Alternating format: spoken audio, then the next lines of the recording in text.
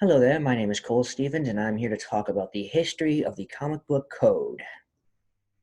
For those who want to dig deeper into comic books and their history.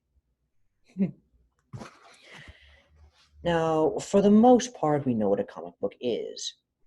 It is a picture book that has more action and details than a child would necessarily be involved or entertained by. Most often, they have a hero of some sort. This hero can be Spider Man, Venom, the Teen Titans, Batman, Superman, but for the most part, we know them as superhero comic books. However, there was a time where these comic books and the comic book creators had rules that they had to follow. At the start of 1954, where comic books started to gain some traction, there was a lot of outcry from teachers, people of the church, and some doctors, or rather, some psychologists. These psychologists, along with a book called The Seduction of Innocent, which was a lovely, lovely book on how children were being slowly corrupted by things of entertainment like books, comic books, video games, movies. Honestly, not much has changed with that one. And this eventually led to the Comics Magazine Association of America Incorporated, which created the comic book code. And this incorporation later shortened itself to the Comics Code of Authority in 1971. With the creation of the comic book code and the Comics Code of Authority came the seal of the Comics Code of Authority. If you were to ever sell or publish any form of comic book or any comic in general, you would have to have this seal of approval. If you did not, then you were liable for a lot of bad things, including bankruptcy, because people would definitely want to get rid of you for corrupting the children, you sick monster. Now, the context of the code was divided into a bunch of different sections. You had the general standards, which was the usual: no blood, no gore, no horror or profanity, no excessive bloodshed. I think that's kind of repeating myself, but that's besides the point. And no sympathetic villains. The villains had to be evil for the sake of evil. When it came to marriage and sex, which was the next section, divorce was not something that would be looked upon in a good way. There was no sex or sexuality. You had to respect the sanctity of marriage, and had to respect the parents in every way, shape, or form. Section of religion, which I think is pretty obvious. You can't attack religion or race in any way. Costumes, you couldn't have suggestive or nude people. They had to be reasonably dressed, and the female figure had to be realistically proportioned, at least for the time. We all know we have different realistic body standards nowadays, but back then it was very much an athletic body type.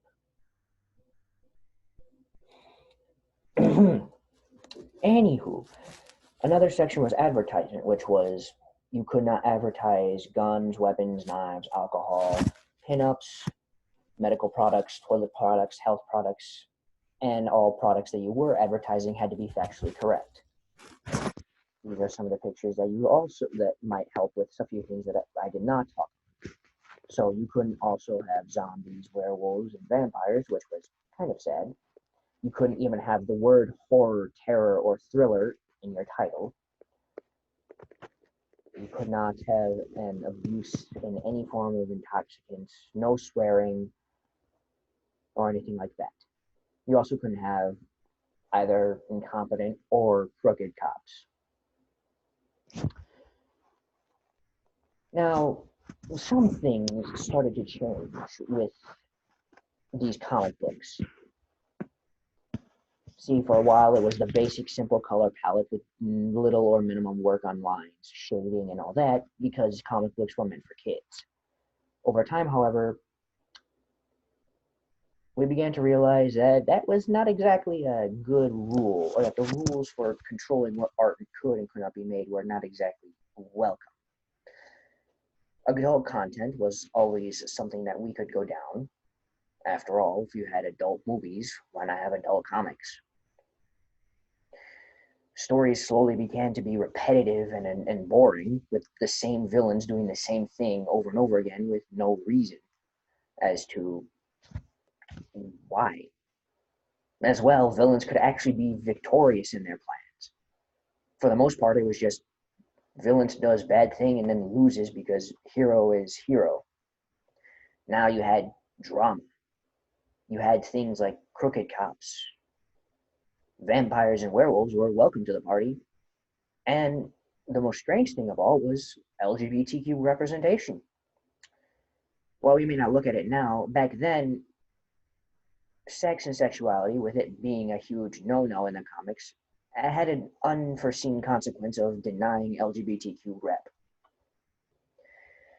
While some people would theorize or fantasize about Batman and Robin's relationship, it was never explicitly or outright stated that this was a canon relationship that was gay. Nowadays, we don't think much of it, or we hope for that sort of thing, or we look for that sort of representation. But back then, it was considered no because LGBTQ was often connected with sex and sexuality, and that was not something that people wanted kids to see. And over time, the rules just had to change so much that it eventually became a point of no longer being art, no longer being a free thing for us to do. So in 2001, the CCA, Comics Code of Authority, was disbanded, made irrelevant, redundant. And it was the idea of freedom over a control over what we should and should not do. I know I put the word fascism, and fascism, by this definition that I have, is more politically based by Merriam-Webster, but it's a similar format. Now we're more open and free to do what we want in terms of making comics and comic books. More dynamic shading, more dynamic colors, more dynamic poses, interesting stories. All this and more now. Now, for my plan for the comic book, or for the project, I plan on making a miniature comic strip. This is just a quick snippet or a quick picture of my prototype of what I plan on doing. Things are seldom or are going to change, or things are subject to change. But for the most part, I want it to be a somewhat simple comic book in the beginning, or at the very top part of the screen, where you have the basic colors, the basic lines of the 1990s, or I guess 1970s and 80s. And then near the bottom, you have more dynamic poses and more interesting color shapes and blending and shading and all that. As well, I'm thinking that for the top part, since it is with, they're keeping in line with the original art style that would often happen with the comic books at the time, I'm thinking about doing line art and simple shading with colored pencils or paints. And then the bottom part where it's more of today, with that being colored digitally. And these are all my sources.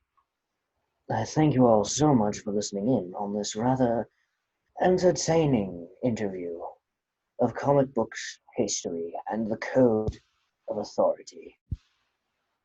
Tune in next time where we listen to how the dragons do their historical business. I am Cole Stevens, signing off. Farewell and adieu.